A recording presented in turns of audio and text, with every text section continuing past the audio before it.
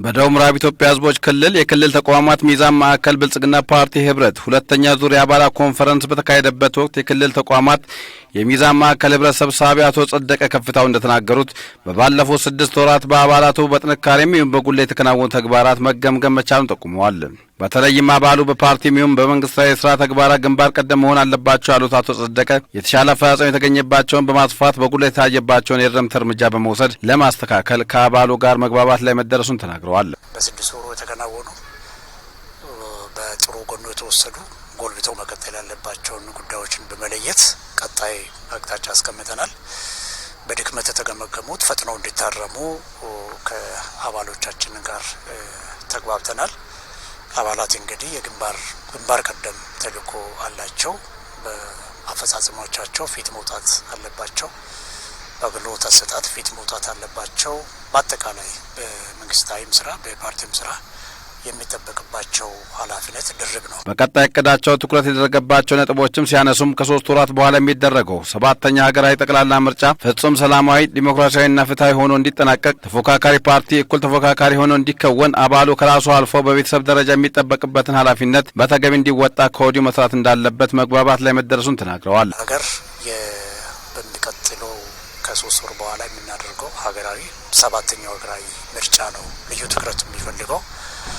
ምርጫ በጣም ሰላማዊ ዲሞክራሲያዊ ሆኖ ነጻ ሆኖ ፍትሃዊ ሆኖ እንዲጠናቀቅ አባላት የጎላ ሚና አላቸው።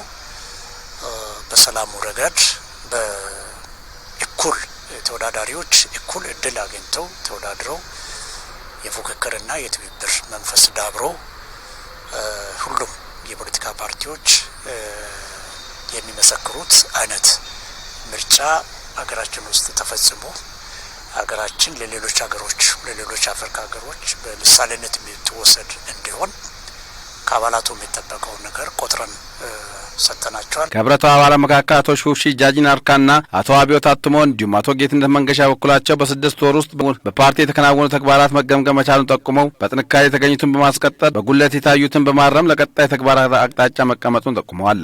በተለይም ከፊታችን የሚጠብቃቸው 7ኛ ዙር ሀገራዊ ምርጫ አባሉ ከራሱ ጀምረው በቤተሰብ ደረጃ ምርጫ ፍጹም ሰላማዊ፣ ነጻ፣ ዲሞክራሲያዊና ሁሉን አሳታፊ እንዲሆን የበኩላቸውን ድርሻ እንደሚወጡም ተናግረዋል። ይህንን ዘንድሮ የሚካሄደውን ምርጫ ሰላማዊ፣ ዲሞክራሲያዊና አሳታፊ ሆኖ እንዲካሄድ ያንዳንዳችን የበኩላችን ሚና መጫወት ተገቢ ነው የሚሆነው። የምርጫ ስራ ዜጎች የሚፈልጉትን መምረጥ እንዲችሉ በቤተሰብ ደረጃም ከአባላት ምን ይጠበቃል፣ ከማህበረሰቡ ምን ይጠበቃል፣ ከመንግስት ምን ይጠበቃል የሚለውን መስራት የሚያስችል እቅድ መከለስ የምንችልበት ላይ ነው ተግባብተን አሁን የወጣ ነው። ከፊት ለፊታችን 7ኛው ዙር ሀገራዊ ምርጫ ይካሄዳል።